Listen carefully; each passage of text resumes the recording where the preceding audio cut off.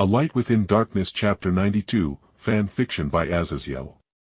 Coming out of the warp always took more effort than it took to go in, as the Sea of Souls embraced those who came in but was reluctant to let us back out. Thankfully, though, other than some truly minor chaos spawn who tried to follow me out, I was able to arrive back into the sect finally.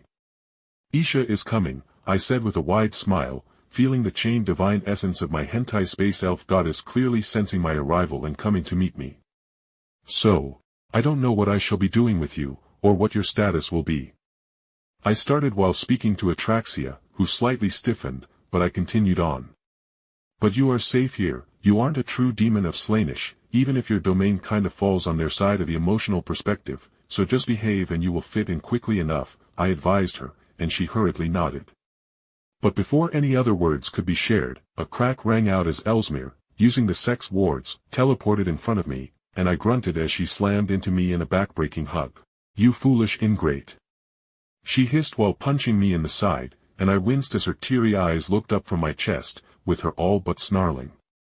You made Khorne beyond furious with him destroying a dozen worlds before the Emperor pushed back his essence after you did whatever you did to his champion. And even worse. Your actions literally made the blasted greenskins gods manifest in reality, where they stomped the star into exploding. She damn near screeched. Ah. Even Gork and Mork poked their heads out to look for Gaz. That's not good.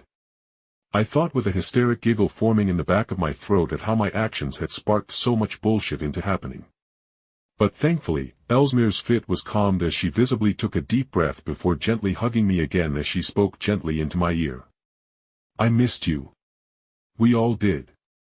She finished before I could feel her eyes snap onto Atraxia, and she elegantly let go of me and spoke more formally.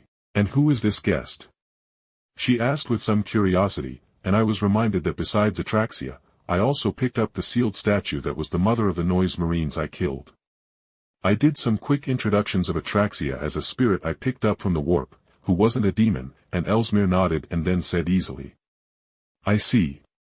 In that case, Atraxia, would you be interested in being my handmaiden? She asked frankly.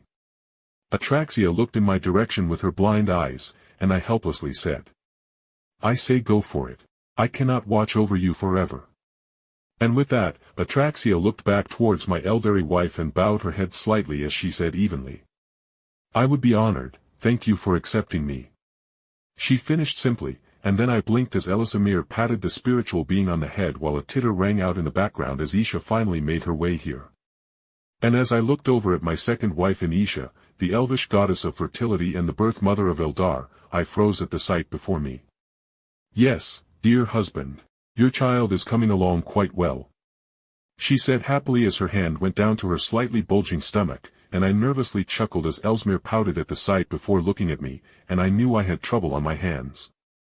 Thankfully, though, Isha continued on in that same wonderfully joyful voice even as I inwardly died at her words. Also, my dear.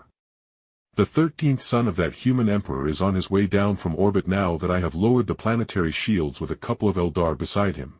Have fun with that, darling. She finished with some mischief while I closed my eyes and inwardly screamed. I carefully exhaled and said with a calm voice. All right, Isha, please go and relax for now. I am going to go meet them, I suppose.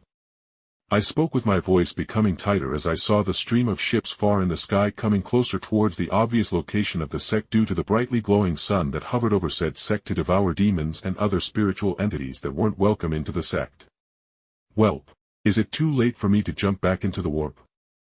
I wondered with a weak smile as I could feel the powerful souls of a Primarch and the whatever entities were following him. And then I had a major oh shit moment. Shit. I cursed as I realized I still had the Fulgrim clone in my fucking spatial bag. What if he could sense it? So I quickly ran off to the sect treasury and sealed away everything. Too extreme that I had on me.